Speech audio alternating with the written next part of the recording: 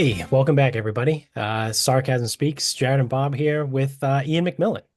Triumphant return to the show with a triumphant beard, also. Big fan of the beard. Thank you. Yeah, it's been a while, guys. When was the last time? When was the last time I was on to talk to you guys? It's been what, a year? Over Yeah, a year? it was probably over a year. It was probably right before the season started in 2023. There you go. Time flies. Yeah. Yeah, because I think we did the preview of your, road to 272 for not obviously 2 years ago now, but Yes, makes sense. yeah. So now Iain MacMillan of Sports Illustrated, which congratulations over there too. I Yeah, know. thanks. I mean, I didn't really do anything. What happened was the company I was working for just bought Sports Illustrated and transferred me over. So Oh it no is a shit, better really? brand They recognition. Yeah, that's what happened. I didn't actually, if I apply, I can't actually apply work for a different company while I'm living in the States because my visa is tied to this company. right. So I was writing for Fansided. That's owned by Minute Media. Minute Media bought the rights to publish Sports Illustrated. And then they just transferred the betting team over to Sports Illustrated. So I appreciate that, but I did nothing. Well, it's They're just really like, funny "Hey, we because bought Sports Illustrated. Go, you're gonna post on that website now." And I said, "Okay, well, sounds good." it's hilarious because, growing up, I mean, we're all the same age. Like Sports Illustrated was the sports magazine, right? Like Yes, that it was the New York Times, right, of sports publications. yeah, We Um used to pay to have it delivered. yeah. yeah, What an interesting service. yeah, yeah. Yeah. Yeah. So it was one of those, like, obviously I knew you started writing for them. So I was like, oh wow, that's awesome. Great for Ian. Like that's an awesome. But it turns out they just got bought. Yes. Now they do still have the magazine. I haven't written anything in the magazine, which I think is like the real goal. It would be very cool to get one of those Sports Illustrated magazines and see something I wrote in that magazine, but I haven't been given that chance yet. They're a little slow on the betting stuff as of right now, so I think we got to kind of prove it to them through their online website that betting is here Yeah. to stay, and then maybe someday we can get some betting articles on the written magazine. So that would be cool to see someday. But as of right now, because when I do tell people I write for Sports Illustrated now, they assume I'm in the magazines. I am not. Just si.com. I don't even know. It might be the online people might just refer to it as SI because it might be kind of a different thing. But I Yeah. digress. Well, It's cool regardless. It is cool to tell people I write for Sports Illustrated. yeah, yeah. Again, it's one of those things growing up, like that was it, right? Like Right, exactly. although I was gonna say if you ever wanted to go to the Super Bowl, you could get in now, but you could probably do that anyway with Fansided just to get a media credential. So funny you bring that up. I could not, but I am now going to the Super Bowl this Oh, year. well, So I'm going next month. So that's very strike exciting. So strike my thought. Hey, I could, and actually the week of I'm going with Fansided. So there's a lot more credentials you can get in terms of sports media for week of, like to do media day stuff and things like that. Fanside can get credentials to that. So I'm actually going to that for Fansided with a Stack in the Box show I do that's on Fansided. But the game credentials are a lot more rare, and Fansided is not known enough to get a game credential, but Sports Illustrated can. So I've been told there's a 90% chance I will get a game credential. So I'll at least be there for week of. Yeah. Fingers crossed, I'll be there for the game with Sports Illustrated, which is an all-time dream come true. So very excited for that. Yeah, I was just gonna say that's for someone who's a sports writer, right? Like that's got Yeah. to be a dream come true. That's really fucking cool. Yeah. Now would have been nice if my Falcons were in the Super Bowl. Yes. But I can't. I guess I can't get too greedy. So you're I have a going to enemy question. territory for that too. What's that? You're going to go to enemy territory. Yeah, I know. Yeah, and yeah, New Orleans enemy territory would have been even sweeter if the Falcons were in the Super Bowl in enemy territory. But like I said, I can't get too greedy. I will probably not be wearing my Falcon stuff I wouldn't on the recommend. streets in New Orleans. No, Would not I'll probably recommend. keep those things home. Yeah. I've been there twice. I went to a Patriots game there once, and Saints fans sitting just right in front of us, and we're like, "Hey, what's it like when Atlanta comes to town?" He goes, "No, wouldn't even talk about it." I think that's actually kind of an underrated rivalry that I think everyone's aware of it, but I don't think unless you're kind of a Falcons or a Saints fan, I don't think like the general public realizes how like contentious that rivalry is. It's big. Yeah. Yeah. By far the biggest in the NFC South. Like obviously Falcons fans don't like the Bucks or the Panthers, but Falcons Saints is a huge rivalry down there. Yeah. I mean, I think it's up there probably with Chiefs Raiders for great rivalries that not a lot of people know about. Yeah, I think nowadays people probably know the Chiefs Raiders rivalry a little bit more just because obviously the Chiefs are good and Right. the Raiders did that Kermit the Frog thing, but yeah, I think that's a fair comparison. Yeah. Yeah. So I got just a curious question to ask. Yep. You're there, you're at media day, right? You've waited your whole life. This is a crazy dream. You Yeah. get to ask someone a question. Yeah. Do you ask a legitimate question that you like a real bona fide sports writer would ask, or do you go and ask like some ridiculous question that everyone's gonna laugh at and maybe you go viral for? That's a great question by you. And it's something since I've found out that I'm going to be there for Media Day that I've thought myself because one thing, and I've started doing interviews over the past couple of years, and now that I've gotten a little bit more comfortable with them, I try to ask more, maybe not necessarily like funny questions, but I just hate asking athletes the same questions they've been asked 50 times before. Right. So I'm afraid now this is in person, which is going to be a new thing for me because all the interviews I've done have been over Zoom, have been online. Being in person is going to be a little bit different. I don't know if I'm going to be intimidated and be too scared to ask a little bit of a strange question or a funny question. But I think that's what I wanted. I think that's what I'm going to do. And as much as I would hate it if the Chiefs make the Super Bowl, I will definitely do it if the Chiefs are there. I will be asking because I hate the Chiefs. So I will ask some very sarcastic questions to as many Chiefs players as I can. That's awesome. But yeah, maybe I'll get there and I'll be like so like intimidated by them that I won't. I'll be like, what does it mean to play in the Super Bowl? Like there's a chance that's what Yeah. happens. To be completely honest, because yeah, I've gotten comfortable over Zoom doing the interviews. In person's a whole different animal. So yeah, we'll see how it goes. For sure. But yeah, I mean it's it's one of those things I've thought of, like if I were ever in that position, what would I do? Right. And then like you said, you can have this great plan. That's the Mike Tyson quote, right? Everyone's got a plan until they get punched in the mouth. Yeah. Everyone's got a plan until you're staring at a 6'4" professional football player. Yeah. On media day. Yeah. I will say I do plan on trying to recruit some players. Since recruiting Kirk Cousins to the Falcons, I've taken it upon myself to be part of the unofficial Falcons recruiting team. So, because media day, obviously there's a media day where you interview like the people on the team, but there's a Radio Row, which I'll be doing as well, where it's like all other football players just coming in. Right. They're sponsored by some product, and you can ask them questions for 15 minutes if they can plug their product for a minute or two. During Radio Row, I plan on trying to recruit players to the Atlanta Falcons. So we'll see how many I can get. Hopefully yeah, I mean, right now the Kirk Cousins, recruitment doesn't seem so awesome, but it did look good for the first half of the season. How crazy would it have been if Kirk Cousins was great all season, led us to a Super Bowl, and then the Falcons won the Super Bowl? Like, I think there's a chance I could have squirmed my way onto the parade afterwards.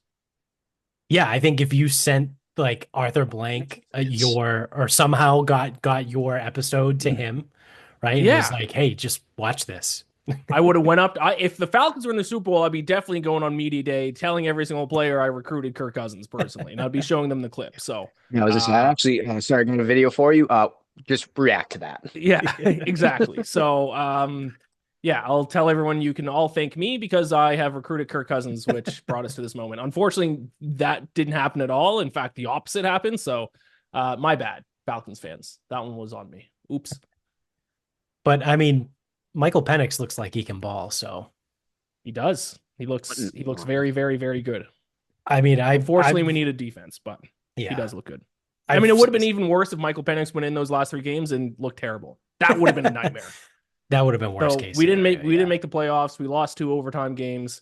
But at least Michael Penix looks very good. So we have that to think about throughout the offseason. When he transferred to Washington, obviously I watched him a little bit more just because you watch Washington games a little bit more than you watch Indiana. But I've said it for years now that I think he throws the best deep ball that I think I might have ever seen. Like, it's unbelievable that he can throw the ball 40, 50 yards down the field and be as accurate as he is. Yeah, I don't know if you watch Falcons Panthers, but he was doing that all game. Like he was just completing deep balls all over the field. Now that is the Panthers defense, so I'm not going to, put Right. too much stock into that, but he throws a very good deep ball. And the thing I like about Michael Penix the most, which I found and I'm not a huge college football guy, but obviously I watched him kind of in the championship games and in the playoffs, is he's so patient in the pocket, which is something that a lot of young quarterbacks get wrong. A lot of rookie quarterbacks get wrong. Their feet get antsy.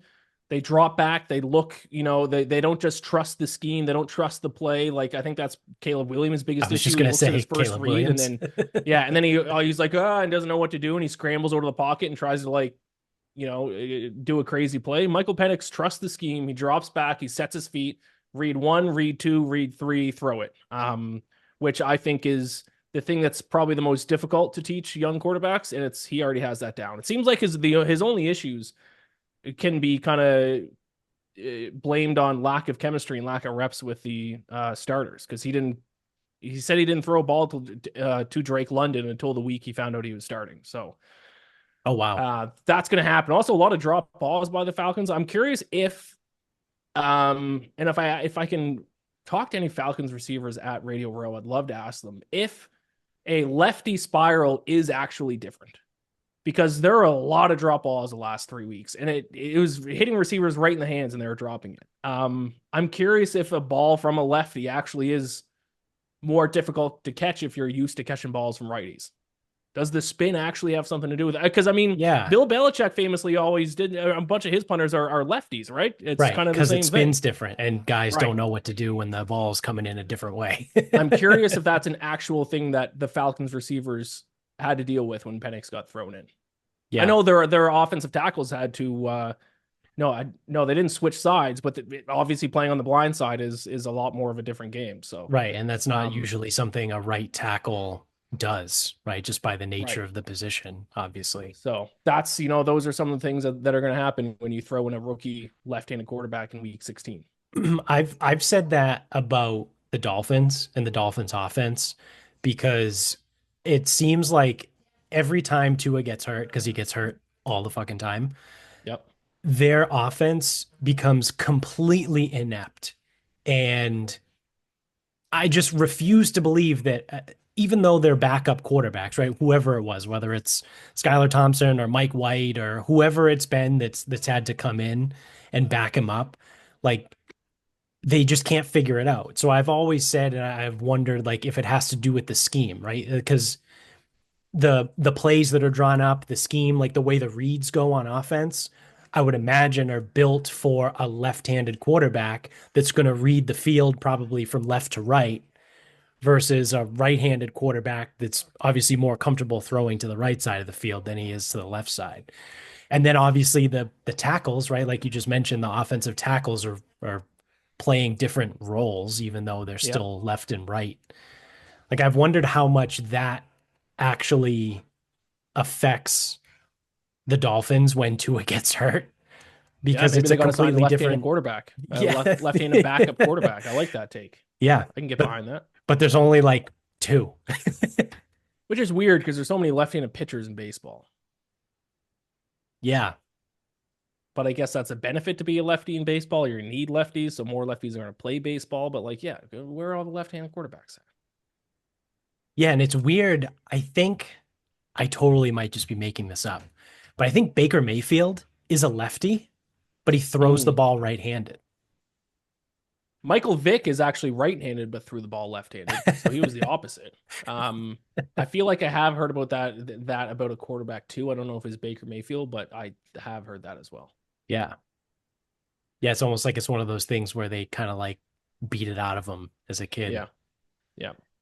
Which is Yeah, odd. sometimes too, like you never know what weird things happen. Like Phil Mickelson is a left-handed golfer as a right-handed person because he used to watch Face On, which I always thought was hysterical. I'm like, how do you watch Face On if any projectile is coming from that golf club? So I'm right-handed, but golf left. So do I. But that is that's interesting. Big as well. lefties. It's gonna be the same reason. Is it because of hockey? Yep. Yeah. I read an article once on Golf Digest or something. It's something like 20%, 15% of Canadians golf left, and only like 3% of Americans golf left, and Yeah. it's because of hockey. And actually, before I moved to the States, I had a membership at a club with a few friends, and the four of us would golf together all the time, and all four of us were lefties. Since Wow. I moved to the States, when I go to a golf course and play around, and if it's someone I don't know, like they look at me like I'm a unicorn. They're like, "Oh, we're playing with a lefty Oh, a today. lefty. Yeah. Yeah. Whoa, hey, did you know you're holding the club the wrong way?" But in Canada, it's like completely like you'll see a ton of people on the golf course every day who are lefties, and it's because of hockey. Yeah, I was gonna say for a long time, the olds at my course will say they were like, oh, for a while you could only buy left-handed clubs in Canada. Yeah, That's where the only clubs were. interesting. And yeah, I mean, my high school golf team we had 5 lefties, 5 righties, or Oh four wow. and six. And our golf team was hockey players. We were all Yeah. hockey players. So Yep. kids growing up, I played hockey with, and all lefties. So there's definitely something there, and I mean, but then it also helped that my grandfather was a lefty. So if he didn't Right. have left-handed clubs, I probably would have been given right-handed clubs, and I And just don't know if I would figured have it out. continued playing. Yeah. Or yeah.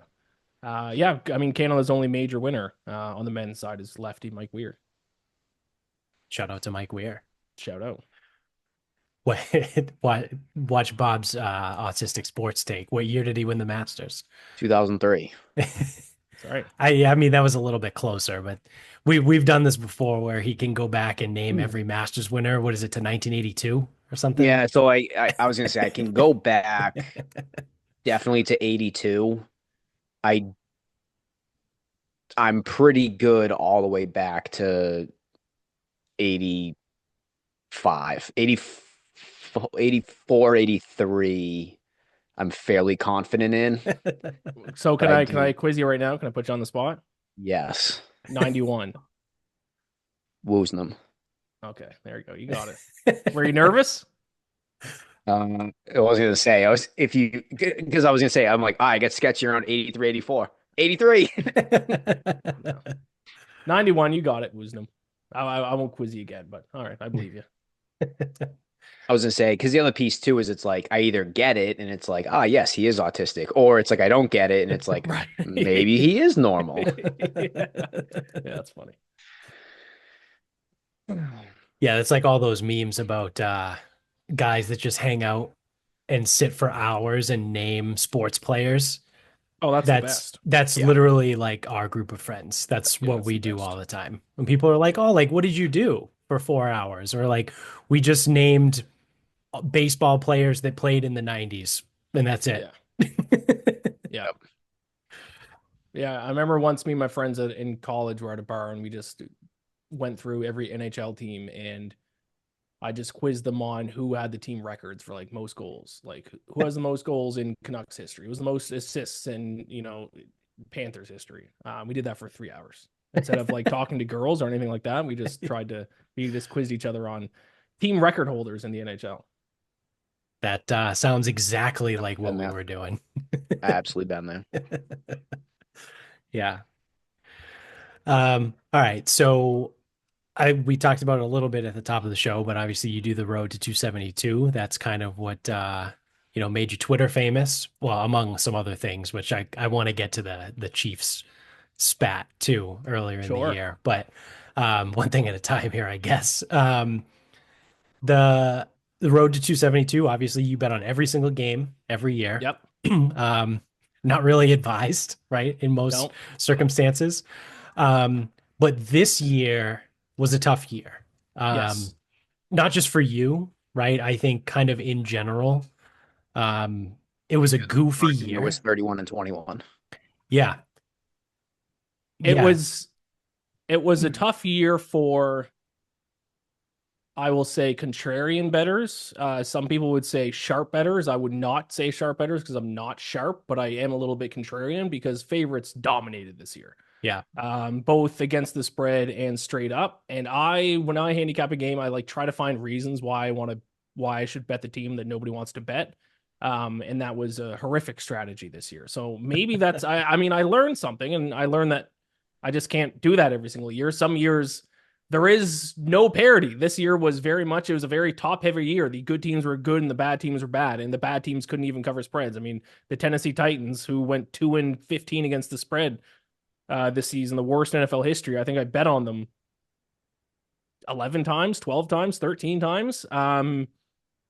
Because I just kept being like, nobody's betting on this team. I think the market's a little bit off.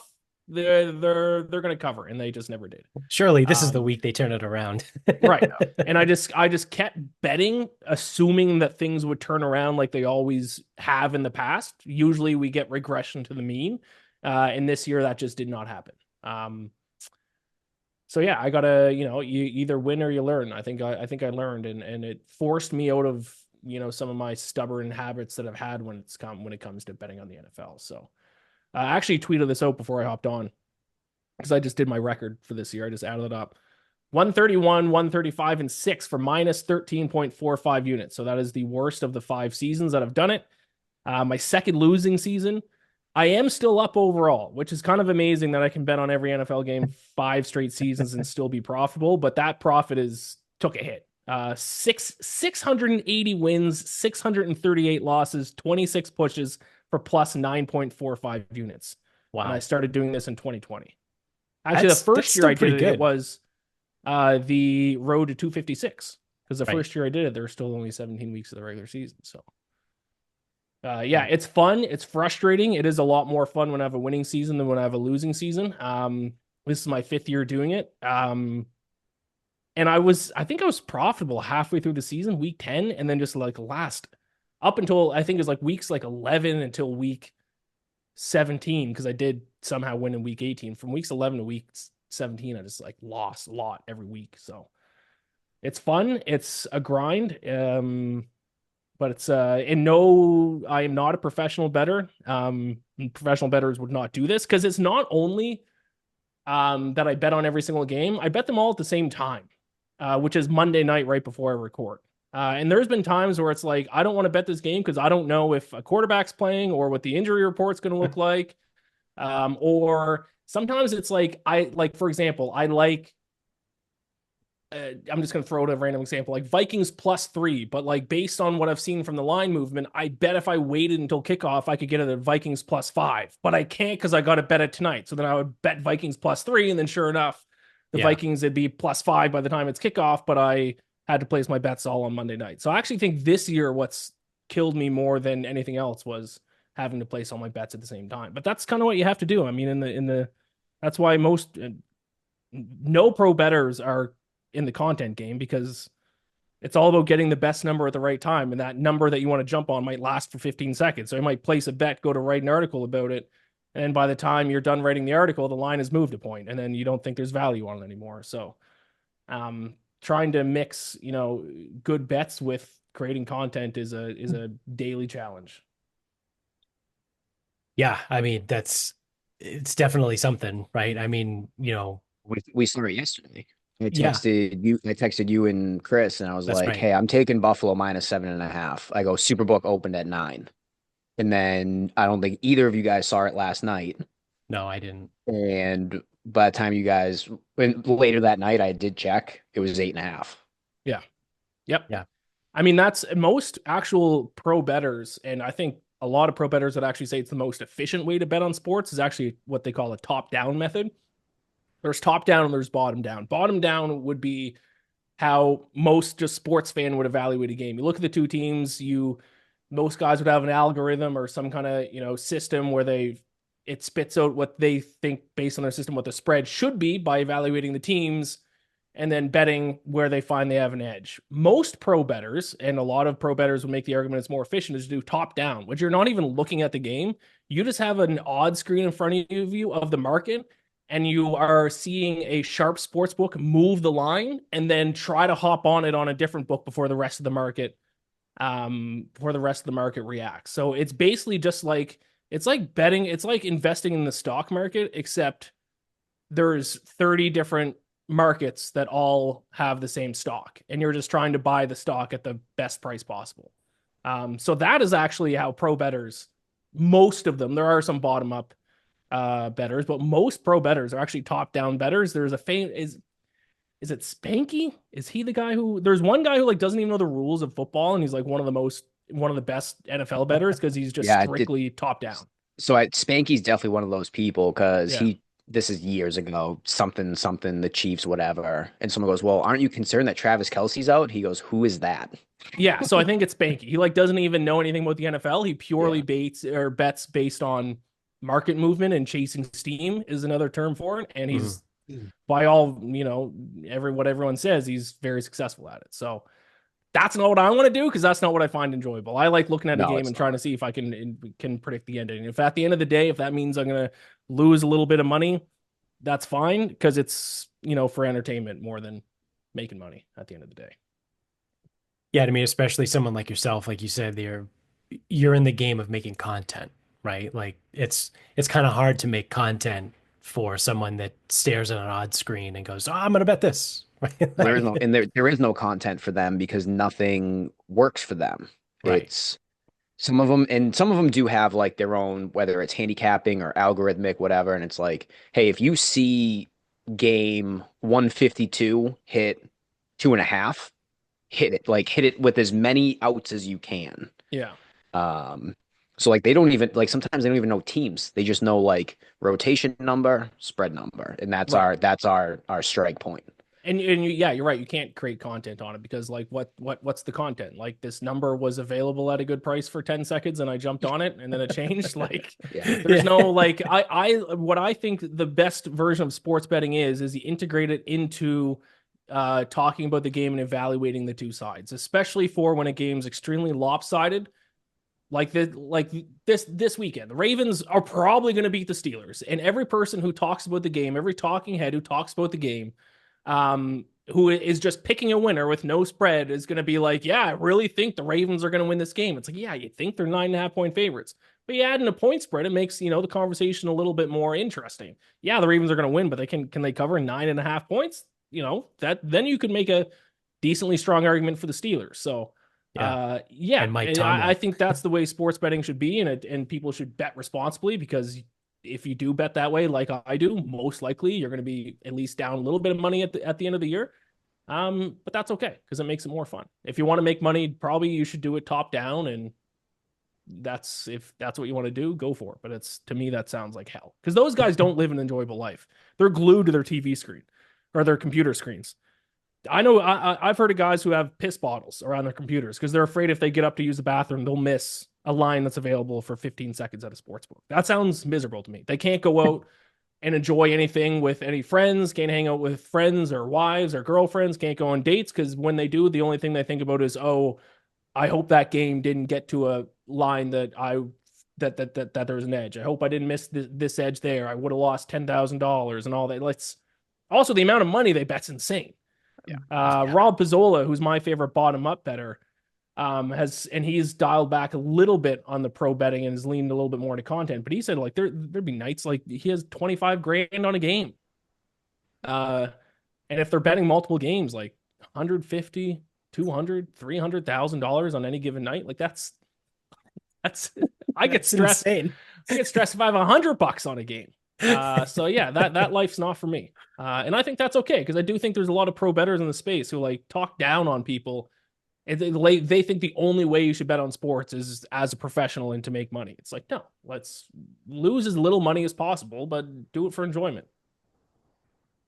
Yeah, and you have fun along the way and you garner a following, and then obviously there's multiple different ways to monetize all that. I know Bob's mentioned the bartender already, so that's I think you know Sam Panayonovich. Yep. He sells merch, right? He's got his own podcast. He does everything. After Nesson fucked up and got rid of him. Um, but yeah, I mean, there's so many other ways to get your name out there and just have fun, right? I think that because as a consumer, right, we don't put picks out anymore. We did years ago, and we used to do all kinds of stuff. But as someone that consumes that content, I care more about listening to someone that has fun, right? Like some of the best moments on your show or when you're having like some sort of epic meltdown about whether, this team is terrible or I can't fucking win. Doesn't run the fucking football. That's what it Yeah, comes to. Yeah.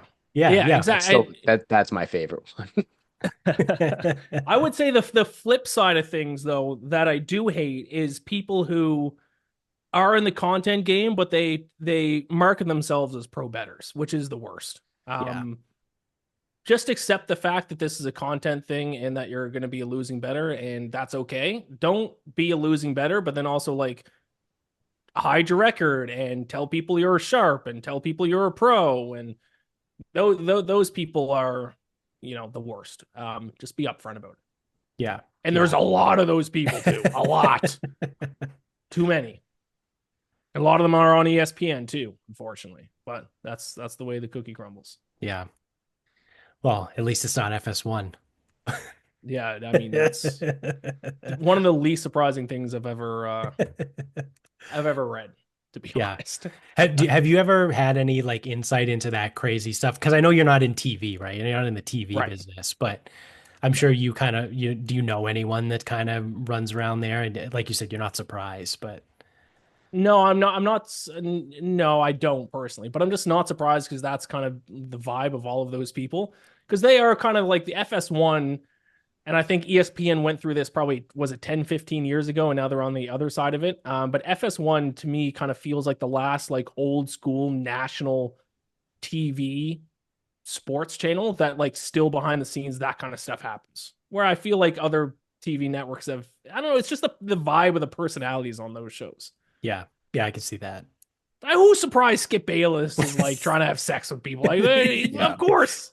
yeah, yeah. Oh, the guy that He's like everyone 80. hate watches is a He's piece of like 80 shit. years old and he takes pictures of him wearing like Jordans and he tweets like, I can't lose in these shoes. Like, of course that dork is like, I'll pay $1.5 million to sleep with me. Yeah, of course. Yeah. I wish them well.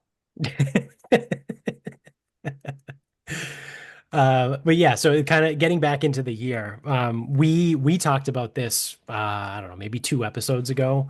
So we run a weekly pick'em pool, and it picks every game throughout the year, We pick every game except except for Thursday. Thursday nights. Mm, Yeah, And it's against the spread with spreads locking. I think the spreads lock on a Tuesday. So any news that comes out later, sometimes you just like swoop in it because it moves a lot. But yeah, yeah, so we probably picked 250 games because there's a couple like there's three on Thanksgiving we don't pick. There was the Black Friday game we don't pick. So probably sure. 250 for the year.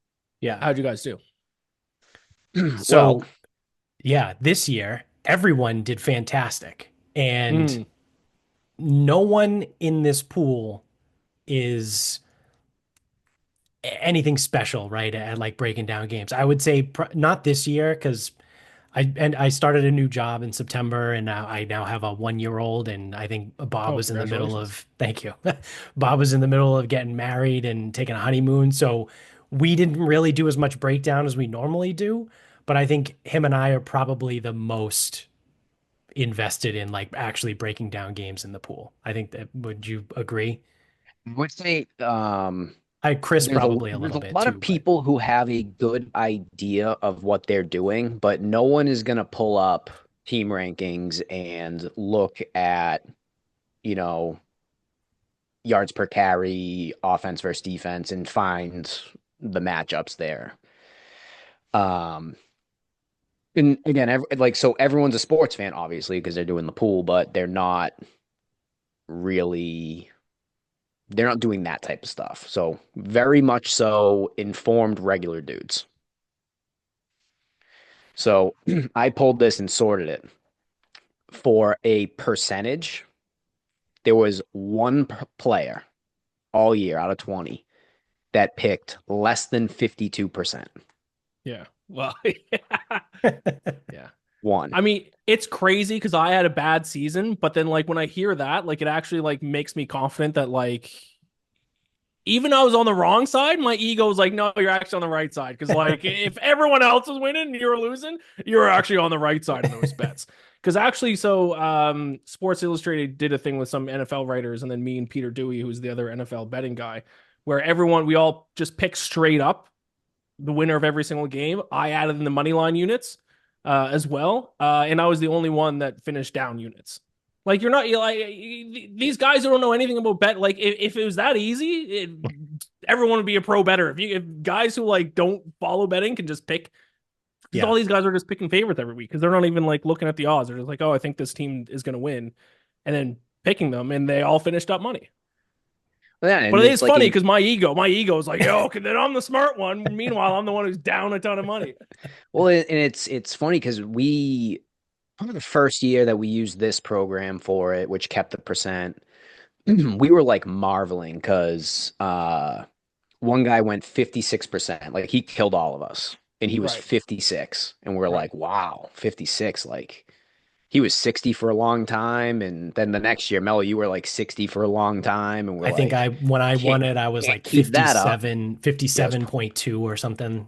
and Yeah, again, they like both of them like ran away from it. And then this year, 56, we had seven guys, 56 or better. And our winner, crazy. 63.3.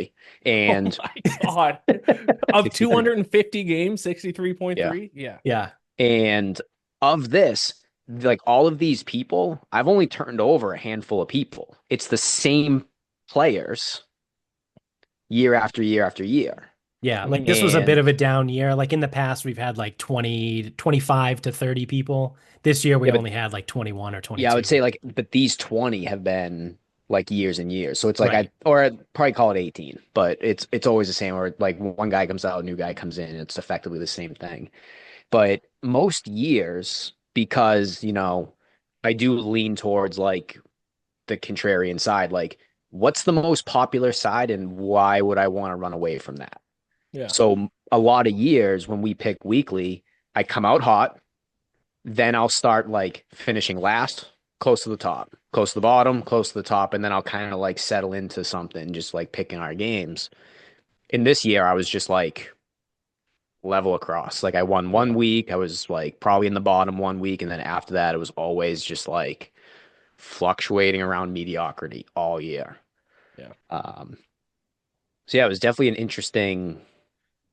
But It I was mean, that definitely goes to my point earlier. I mean, it's a very public season, but I kept betting as if it was going to regress. And I was like, okay, yeah, now is when like the underdogs and the contrarian picks are going to start to pay off and like the obvious picks won't be hitting, but then that didn't happen. Um, so Yeah. I got to adjust for that. And now I know that it is possible that for an entire NFL season, the public side just wins all the time.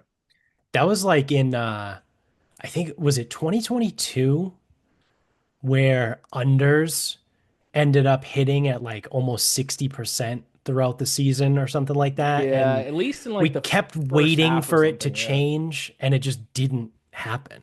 Yeah. That rings a bell. Yeah. Yeah, I I don't know think the it was exact year, but yeah. 2022. But but this might also like one thing that me and him have talked about, and I've gone on my rants where I just don't think some of these quarterbacks and coaches are very good. And that might be part of kind of what we're seeing where you only have a handful of good quarterbacks or schemes or coach like something work like whatever the Detroit Lions are doing right now, it works. Like I do not think Jared Goff is a good quarterback, but it works. That offense is good. So then it's like, they're going up against Caleb like Williams this and this year's Matt Stafford. This year's Matt Eberflus. Stafford. And it's like, well, Matt Stafford's been around a while. That offense could get going. And they just absolutely pummel the shit out of him. And it's like it Yeah. happened every time. Yeah, I think there was, to your point, I think there was a massive gap, especially, yes, to quarterbacks, but I think even more so with coaches. I think there are some coaches that are extremely good, and there are still some coaches who are terrible and are stuck in their old ways. Yeah, I do think quarterbacks for sure, but I think even more so it's coaches. There are some horrific coaches in the NFL this year. I think the that's probably been the most apparent thing to me. And like, we've said this in our like friend group chat that we have, just how bad all the coaches are in the NFL. There's like maybe six good coaches, right? Like really legitimately good coaches that you feel confident can go out and win any game. And like outside of that, it's like, I don't know, they're a decent coach or like, this guy kind of sucks, right? Like there's really not that many great coaches anymore. And I will say another thing, and this is part of the reason why I love the NFL, is that 272 games is actually not a lot for a sports season. Like if there was how many games are in an NBA season? 82. 82.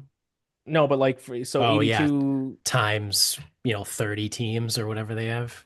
They play yeah, each other, so you have to multiply it by whatever. It's 60. Is that how what you have to do it? 2000? Let's say 2000. Yeah, easy.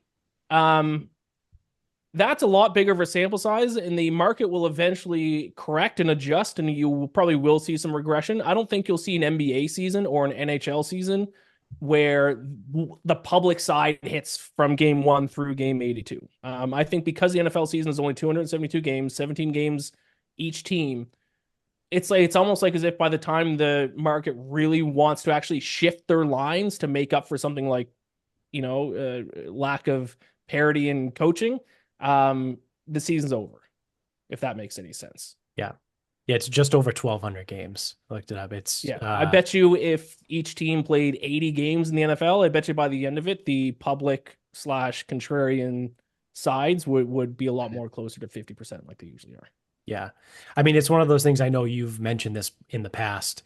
It's just that, right? That you only play one NFL game a week. So after a month, you've only played 4 games. So you have a 4 game sample size, but people forget that, you know, you've only played 4 games over the course of the month. And they're like, oh, we have a month's worth of information. It's like, well, Correct. if I gave you a baseball team to watch and I gave you a 4 game sample size, you'd be like, oh, Right. I don't have enough information on this. Exactly. And things that happened a month ago feel like they're to some people irrelevant when that was like 5 games ago. Right. Yeah. Right. And NFL teams generally don't switch things around in baseball. Where like a month ago in baseball, you might have a completely different rotation, a completely different lineup. NFL, outside of injuries, it's most likely going to be the same team.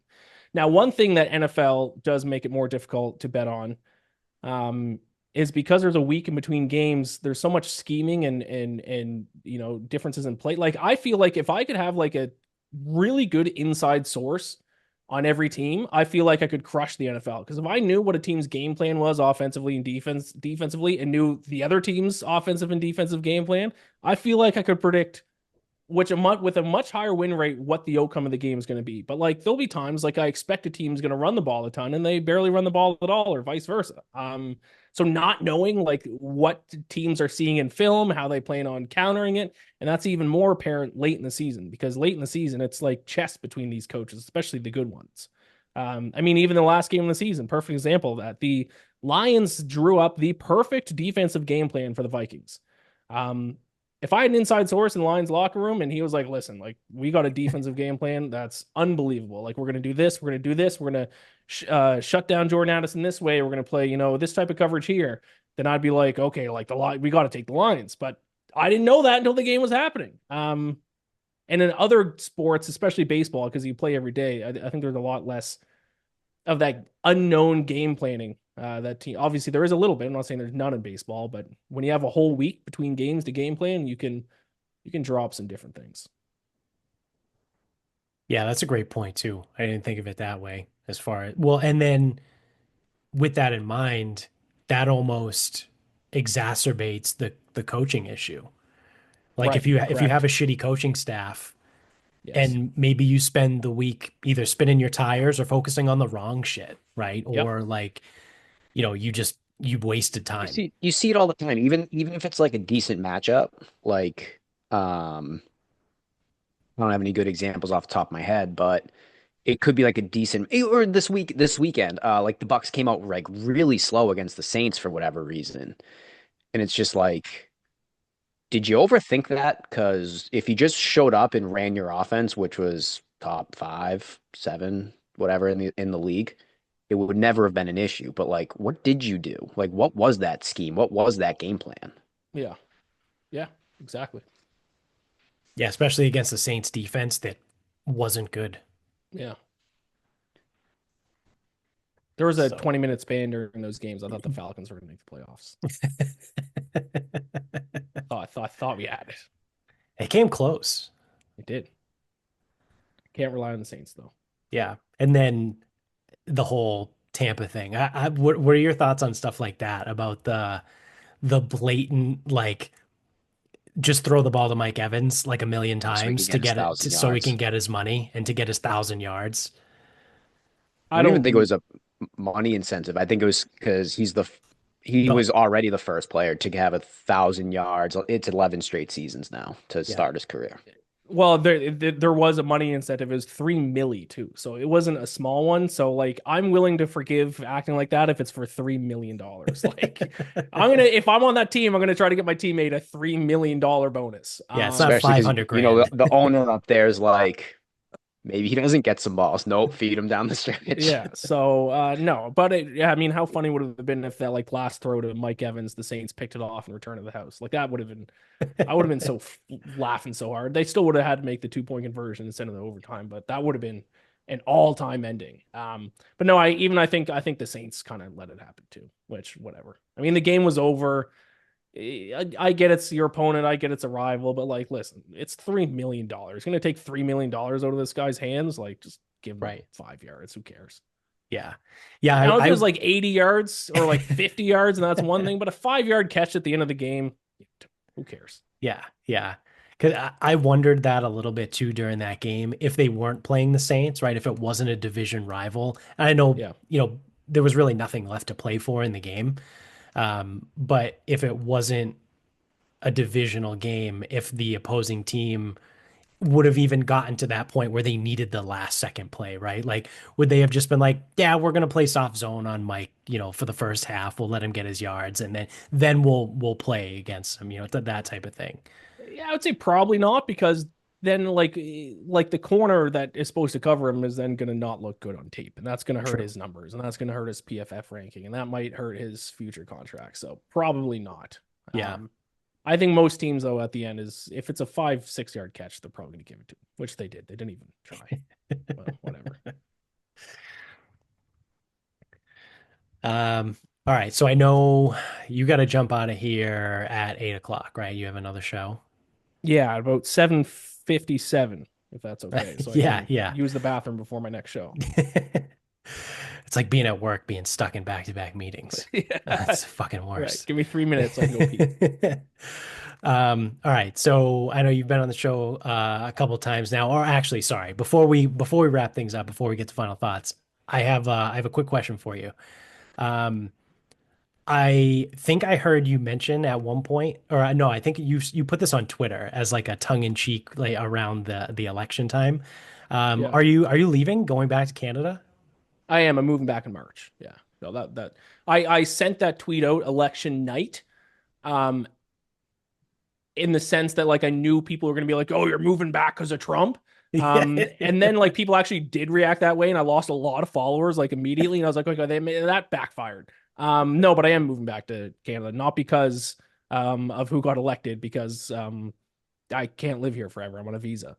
Right. And I'm getting Right. married next summer.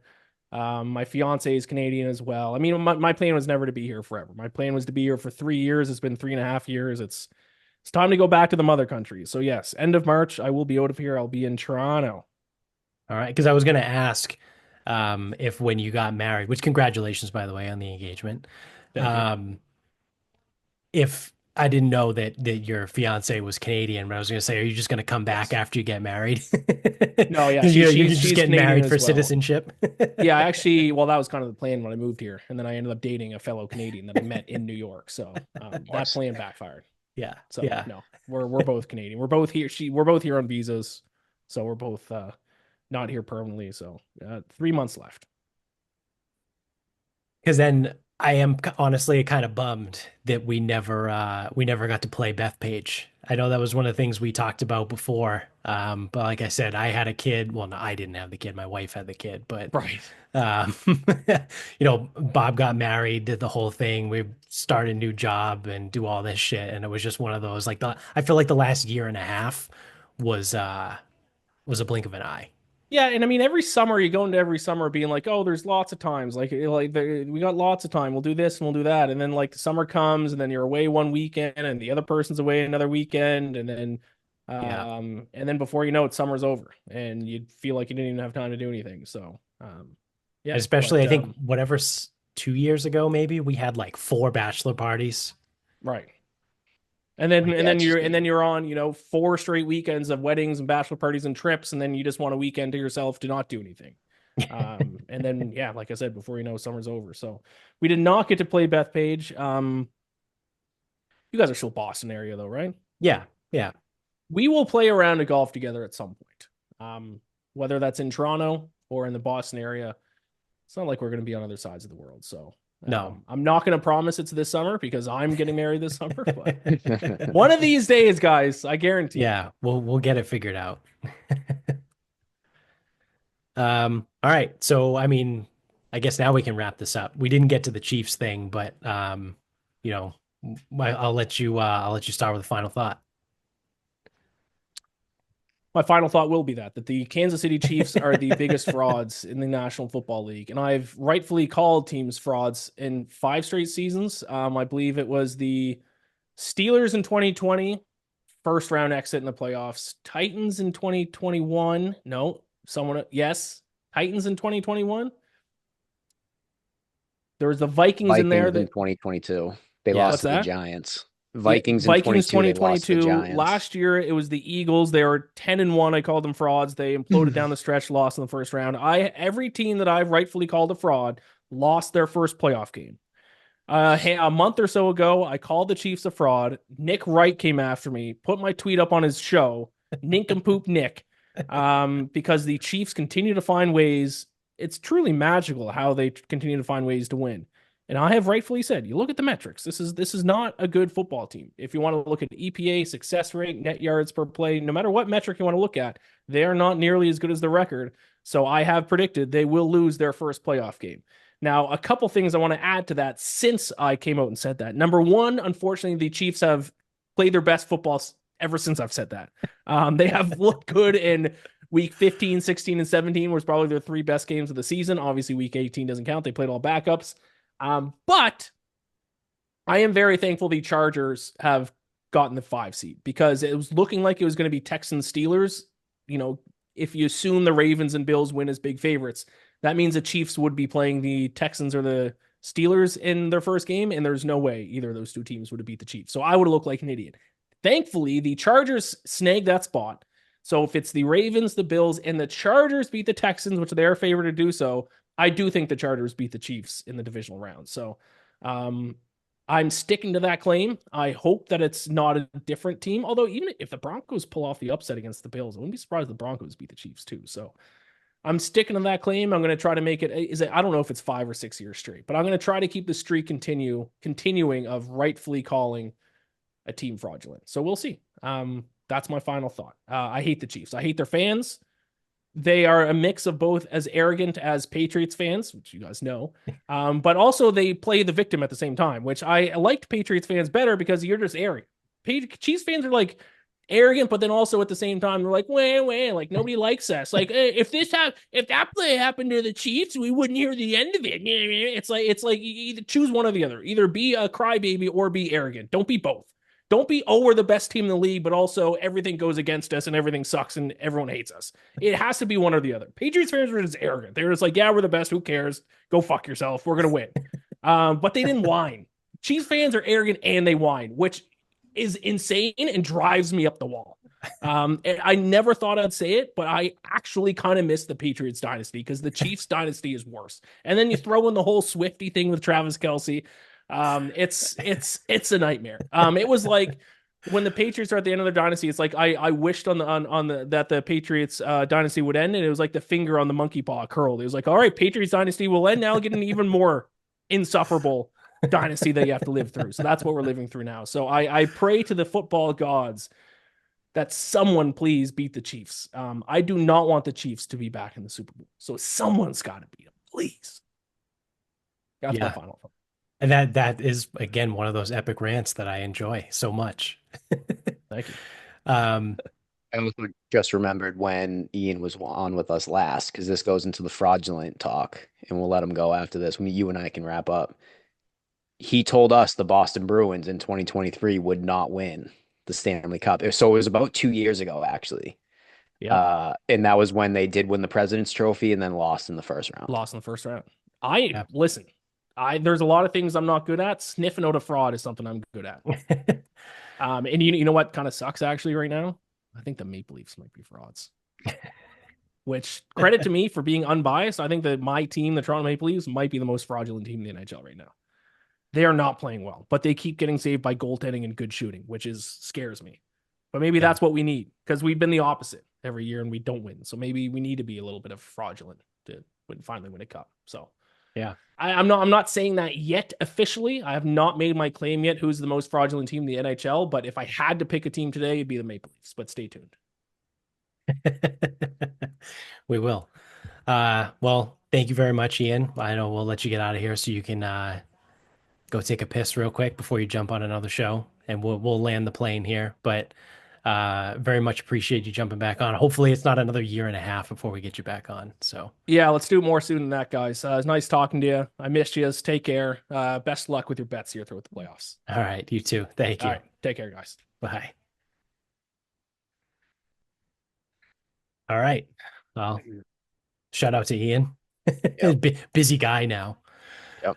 Um, I so think too. I was gonna ask him about his marathon, but we yeah, got I too know off. there was a ton of shit. I was gonna ask him as my final thought, but I mean I can pivot now. But I was gonna ask him of all the fan bases that he's caught ire from throughout the last like five I think you years. already answered that. Well, I want not the team that he hates the most. I want to know which fan base has been the most ruthless because I don't think as much as like Chiefs fans are like, well, like we whatever, like they're not ruthless. I had a feeling, right? I can say this now, and when we get him back on and whenever we can, I'll probably ask him again. But my guess would be the Islanders fans were probably the most ruthless, just Oh yeah, because they're New Yorkers. you're right. Because I was gonna say it's probably still the Chiefs because Nick Wright picked it up, but fucking E from Entourage picked up the Yeah, yeah. Because if you think But about yeah, like they're gonna bring a Northeast attitude to it. he got into it with the Titans, right? A while, like he was Yeah, getting into it with Titans fans. But again, they like can't bring it. how bad are people from Nashville, right? Like they're They're not not. crazy. They're not that bad. And like, okay, yeah, maybe you want to talk about Kansas City, like maybe they're crazy, and maybe just the volume of it because Nick Wright amplified it might have been a thing. But something tells me that the shit that he got from the Islanders fans was probably the most ruthless. Most likely. But well, when we have him back on, I'll ask again. All right. My final thought has nothing to do with Ian or anything that we did for this entire show, which is generally how the final thought goes. So I went and applied for TSA Precheck. Now, why I did this was the Fort Myers Airport. So, as you know, you do have Mosaic with JetBlue, right? I do. Okay, so I do as well. Credit to myself and credit to yourself. So in Boston, JetBlue is a hub. So we have like the best probably JetBlue terminal I think I've ever been to. Um, think so. Um, Yeah. I think Boston is the hub. Like wait, the was that it? I think it's like Okay. the hub of the hub. Like there are other JetBlue hubs, right? Like it might Yep. be I like think Charlotte. DC's probably one. Well, Yeah, Charlotte's Charlotte, American. DC. Like I don't Atlanta's know. Delta, like Yeah. whatever. So here, uh, it is like the best JetBlue terminal that I've been to, Yeah. whether it's quantity of check-in, bag check-in, whatever. The Um, Philadelphia airport has two two terminal, you, like two gates that are dedicated to JetBlue. oh shit, that's That's so it. small. Two gates. That's so small. It's in the wing, it's in a terminal filled with Fort like Myers has more than that. American and like all kinds of other ones. It's like American, American, American, Delta, JetBlue, JetBlue, American, Delta. Like they're all, I mean, I know JetBlue's like a little bit younger, but anyway. So in Boston, I don't believe TSA PreCheck is remotely worth it. Now, you could No. dispute that with me. I don't think it's remotely worth it unless you don't want to take your shoes off and take your shit out of your bags. If you have JetBlue Mosaic status, that security line is so fucking short. Right. And it's been now you once you now you get through pretty fast, but then you're in with the retards. Like, because it's shoes off, it's take your shit out of your bags, Right. whatever. But the last handful of times that I've flown out of Jet or I've flown JetBlue, that TSA PreCheck line has been way longer than the regular security line, let alone Mosaic status. Right. Um, and truthfully, I was going to do it before we went to Italy. Now, again, that wouldn't have mattered either. Like, we did not deal with much security at any airport we went to. Um, plus, TSA is national, not international, right? Correct. Okay. So it wouldn't have even helped me in Rome or Florence unless there's like a relationship, whatever. Um, I didn't fly out of Florence. I flew out of Venice. But oh, sorry, people forget I went to Italy once. But leaving Fort Myers, I looked at that line and I was like, yeah, I'm getting this. Because I'm standing in the fucking with the retards. Yep. There's a cat. Oh my God, I almost just said a cow. There's a cat meowing. And I go, Good. this fucking sucks. Yeah. And I look ahead of me, and I don't know what the cause was, but I saw one woman, three kids. They had to leave the security line. And I don't have a good barometer for how long the line was. It did take me about a half hour to get through. And where I was in line was not even far compared to where it was right after me. Like, I think because I want to say there were two flights coming up north, like in relatively like a short amount of time. So it just seemed like everybody was like arriving at the airport like right then and there. Yeah. Um, and then I'm like looking, I'm like, fuck, there's nobody in that pre-check line. And I remember that being the case, I think in Atlanta, like it seems like because I was stubborn about it. I'm like, ah, look, in Boston, the pre-check lines, it's longer. I Right. go, it's longer than regular security. I looked, I go, that person, we both got to the rope at the same time. And I go, I'm getting to the belts before them. Right. I think it was when I flew to Charleston, for my bachelor party last year or this last year. Oh, thank God. Yeah. Um, and, but anyway, so I bucked up and got it. It's for the return flights. That's why I wanted to do it. Right. Um, but it's funny because it's one of those things like, I think it's so easy to get now that everyone's getting it thinking it's like, oh, this is great. I'll have faster security. And it's like, you don't. Right. Because I also noticed the mosaic lines for checking bags. I brought my golf clubs. Those seem to be longer than the regular lines. A lot of people have mosaic status. Boarding the plane. Okay, and all those with mosaic status can stand up. Dude, it was like 75% of the plane, Oh, Jesus Christ. like flying. And now I think some of that's that has to do with Fort Myers. where you're going.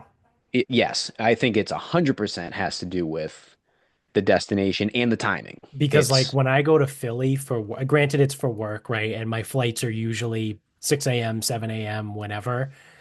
There's 10 people or less that get up for yeah. for Mosaic. So I think the last two times that I've gotten up, like, oh, I'm Mosaic, it's like there's more people than I think. Yeah. I look at it, I'm like, I thought this like I don't know, but it's like if I have it, how hard is it to But I get? think Fort Truthfully, Myers is probably also a JetBlue hub.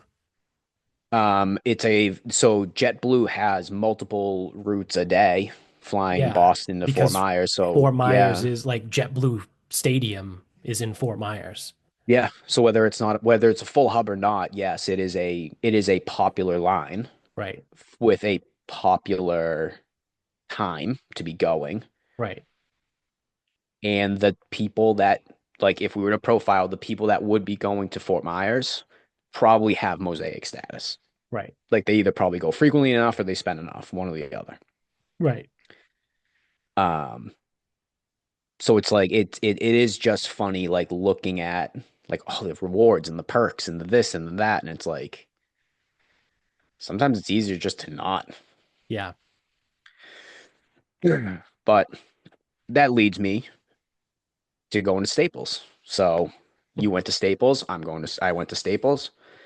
It's a pretty easy process. You do an application online, you show up at the store, you make an appointment, whatever. So I have a 1:30 appointment, I show up at 1:20. There's someone waiting in line, and there's a little sign that says like we'll be back soon.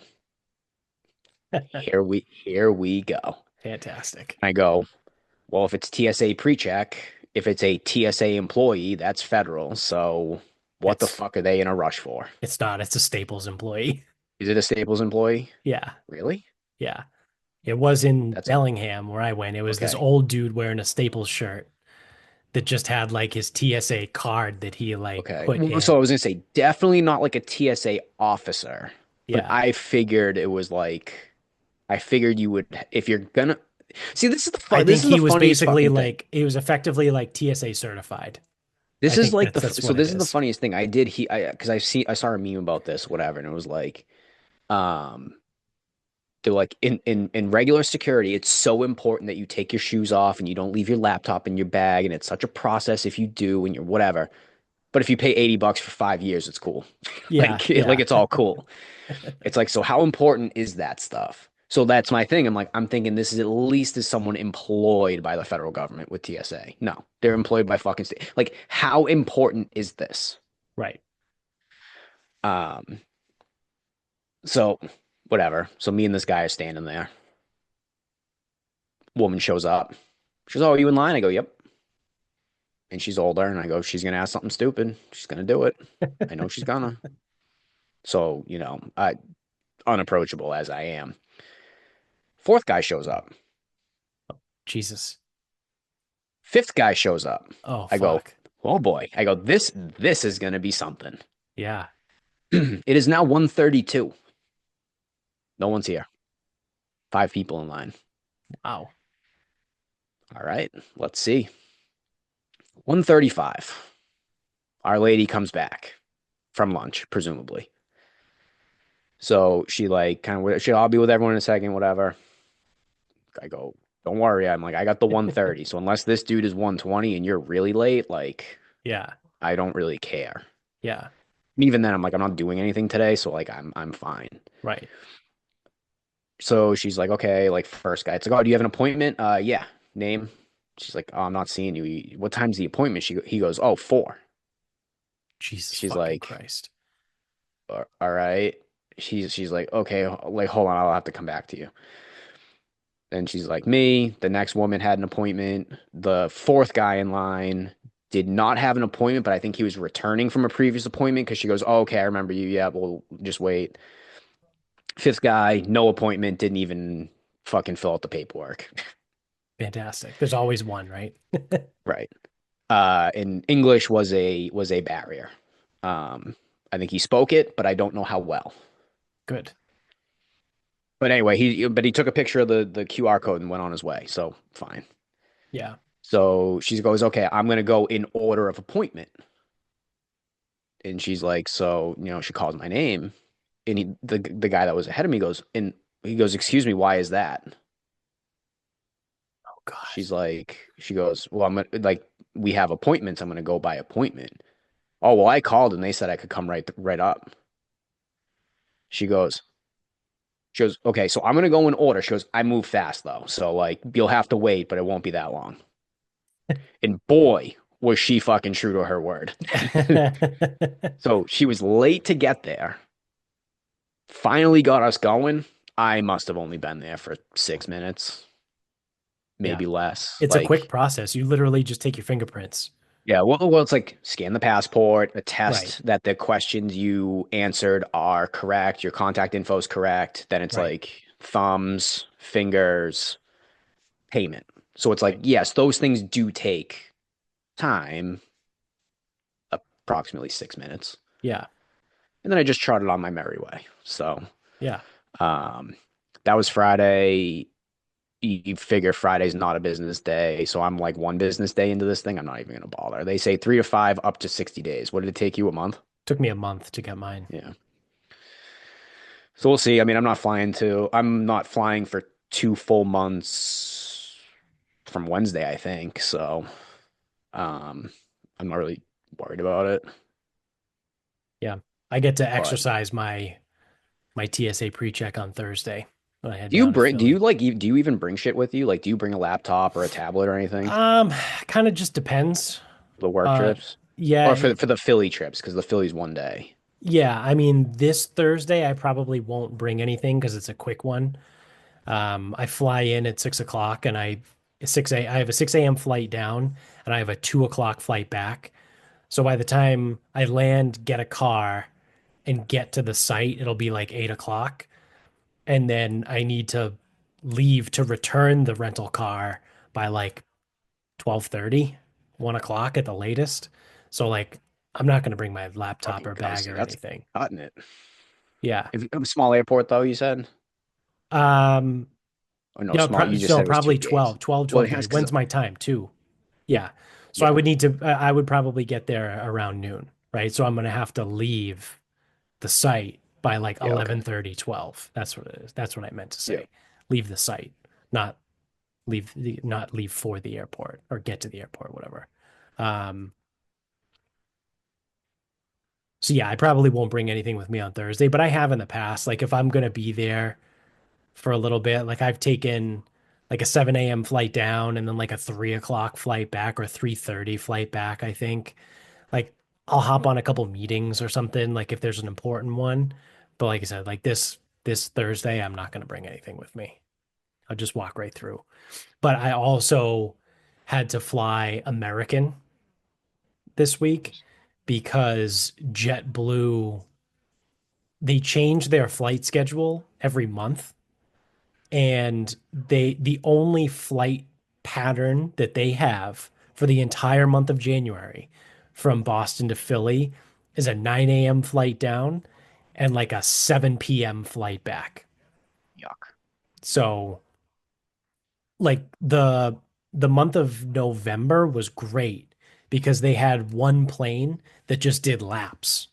Like it was a 6 a.m. flight down, and then it was like an 8:45 flight back to Boston, and then it was like a 10:30 flight down, and then it was like a 1 o'clock flight home.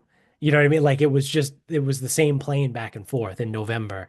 And I noticed December got a little bit lighter, like it got a little bit worse as far as that schedule. And now January fucking sucks.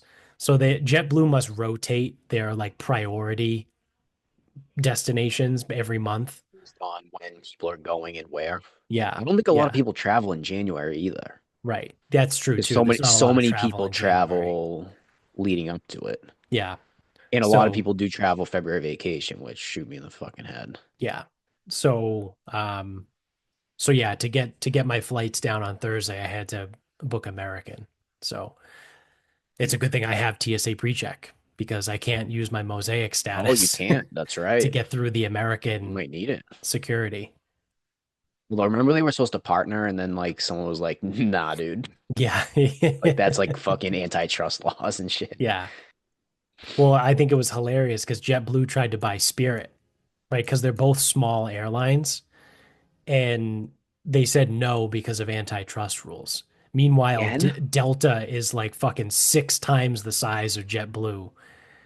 There's literally 3 airlines. It's Delta, American, United. Like JetBlue isn't big enough to be considered a major airline. They're just they're so well known around here because Boston is their main hub. Like so everyone around here uses it, but like again, if you're from Philly and I told someone I was flying JetBlue, they'd be like, "Why? Like why the fuck would you ever fly JetBlue?" Right? Because they don't use JetBlue down there. By the same way So, that I look at American. yeah. Um Like flew it once. I flew it to Charlotte and back. yeah. Or did we fly American back from Baltimore? Uh Or is that also JetBlue? no, we flew American back from, yeah, maybe it was Charlotte.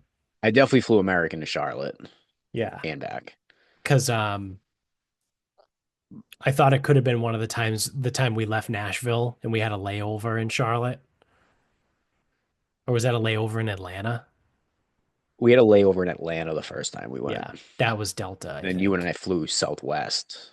What a fucking year. What a run, dude. Yeah.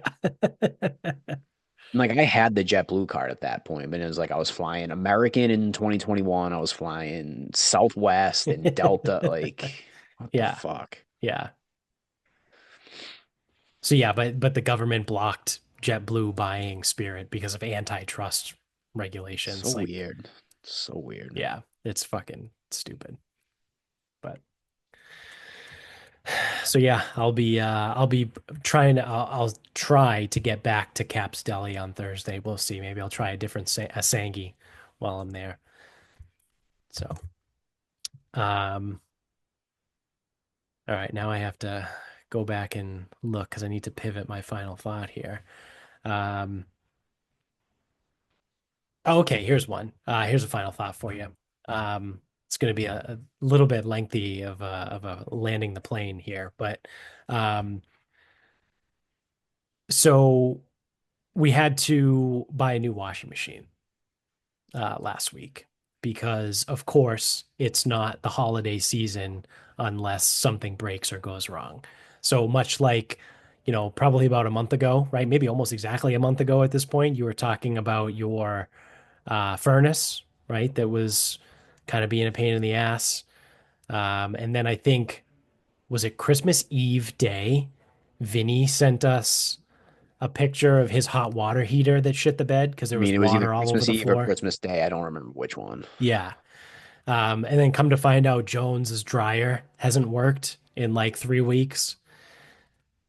The Friday after Christmas, our washer started to shit the bed. So I had noticed for like maybe about a week and a half that it sounded different. Like there was like it was like clicking, right? So like everyone knows, like as weird as this sounds, like what your shit sounds like. Like maybe I'm just retarded, but like I can tell maybe I'm about to out myself right now, but like I can tell certain things just by the way they sound. So How do you like feel about the texture of different vegetables? yeah, I like to listen to vegetables. Um So, like, for example, right? Someone's keys. If I hear someone walking and their keys clang, I know who they are based on their keys, right? Like, I know the sound, I know what sound someone's keys make. Like, the way like, a car, like, that's how sometimes I know something's wrong with my car. I can hear something's a little bit different. I'm like, something's off here. Let me go get this checked or whatever. Um, so like with the washing machine, I noticed it sounded different. Like it was clicking differently than it normally clicks all the time. I don't know, dude. I'm fucking retarded. So I was for to say like, our washing machine is gonna be fucked up, or it is fucked up because it was so loud. Leo started barking at it oh, good, good. yesterday. So it was making a different clicking noise, right, than it's ever made before for like a week and a half. And I noticed it and I go, that's odd, but like it's probably fine. And then the Friday after Christmas, we're doing laundry, and Amy turns to me and goes, "Something smells in the laundry room. Like, come here, like, smell this." So I open up the laundry room door and I go, "Oh shit, like, that smells like something's burning. Like, it smells like burning rubber or like burning plastic or something." So I'm like, all right, well, turn this off. Like, or I go, let it finish whatever it's doing. And then like that's it. We're not using the dishwasher. The fucking now I just cursed my dishwasher.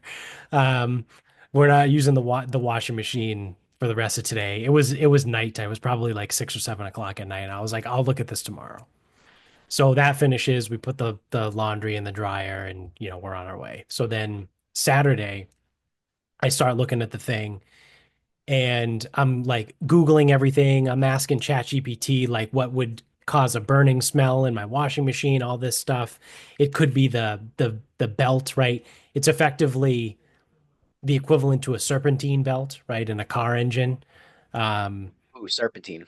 yeah. So they were like, it could be the belt or it could be the motor itself. So I'm like, all right, where is it in my washer? because they said like open the back panel, right, and check the back panel. I'm kind of looking and I'm like, doesn't look like there's a lot of room there. So I'm like, all right, let me look up the model of my washer, right? Let me find the manual. Let me find out where the motor and everything is located. Come to find out, it's located underneath. So I'm like, all right, I gotta put this thing on its side, right? Or at least tilt it. And I'm like, I can't fucking lift it with one arm, look underneath. I've like got my phone like taking pictures of the underneath because like I can't see it because Amy has the baby too, right? It's like fucking 9 o'clock in the morning. Um, so I can't just have her be like, hey, leave the kid alone. Like, come help me tilt this thing. So I'm trying to see under it. I can't do it, whatever. So then I come up with an idea and I go, oh, I'll go get some dumbbells, right? And I'll prop it up on dumbbells. So I go get the 10-pound dumbbells and I tuck them under each side, right? So it's propped up at an angle. And I stick my head under and I look and I go, oh, fuck. So we have a, a fucking tray. Basically, it's a giant tray that the washing machine sits in. Because the when we redid the house, the GC was like, "Hey, just get this because if your washer ever shits the bed, like you'll be really glad that you have it." So we have one. Um, so when I lift it up and I look under, there's a wet spot underneath the the washing machine, like right in the center of the tray. Not like a puddle, but it's damp. Like it's like there was a puddle there at some point. So I'm like, oh shit. All right. So now I got my flashlight and I'm looking at the motor and I'm like, oh, I gotta take this like plastic like protection cover off because it's protecting the like the serpentine belt and the motor, right? It's just like a plastic, again, it's a protective cover over it. So I got, let me pop that off. So I go and I try and get a screwdriver, right? And I come back and I look and I go, oh shit. The entire it's a normally like a translucent like white-ish sort of clear kind of plastic cover. Dude, it was black. It was all black. It was all covered in mold. And I immediately looked at it, and at this point Amy put the baby down for a nap, so she had come in, and I go, the whole bottom is fucking covered in mold. So not the whole bottom, but like that plastic tray thing. And I go, that tells me that this thing has been leaking for a while now, probably about a week and a half since I heard the different clicking noises. But it's been leaking, right? And the whole like motor cover basically is covered in mold, right? And there's a damp spot in the tray. And I go, we can go and replace this shit, but like if there's a leak, like it's eventually gonna just die, right? And it's gonna just dump water everywhere. So she agreed. She was like, that's fucking gross. She's like, I don't even want to bother fixing it. Let's just go look at new uh new washers, right? So we wait, baby wakes up from the nap, we throw him in the car, we go to Lowe's and we start looking at everything. And we're like, all right, cool. We kind of like this one. And Amy's like, all right, well, do you want to just get it? And I was like, well, yeah, I guess. Like my dumbass wasn't expecting to like buy a washer like right then and there. But obviously anyone listening was like, well, yeah, how the fuck are you going to do laundry if you didn't buy one right then and there? So it was a Saturday, like late afternoon. So there was no one around. There was literally not a single fucking person in Lowe's on the Saturday at like whatever it was, 5:30, 6 o'clock, um, on the Saturday after Christmas. So we have to like walk around. We find someone, and I go, "Hey, I'm looking for this washer." Oh, we go to the customer service desk, right? I go, "I want to buy this. Like, do you have any in stock?" And she goes, "Oh yeah, we do. There's one. Let me call someone. He'll go meet you, and then you can look for it, right? It's because it's in the aisle somewhere." In the meantime, homeboy never shows up. Some other random person walks over and goes, "Oh, like, let me pull this up in the system." And she goes, "The one that we have is the display model. I can't sell you that one." And I go, "Cool. Would have been nice if the person up front, like, knew that, but whatever." So she goes, all right, you can get this one. Looks like we can deliver it to you on Monday. So I'm like, okay, cool, let's do it. Right. And it was on sale. It was they were running a sale until, December 31st. It was like the end of year sale, whatever. So it was normally whatever, $1,000 and it was on sale for like $750. So then we go through okay, we'll deliver it on Monday. Do you want them to install it for you? And I was like, yeah, let's just do that. Like I have to be at work. So Amy's gonna be home. So yeah, just have them install it. Like, all right, cool, we'll add that in. Like, oh, do you want the protection plan?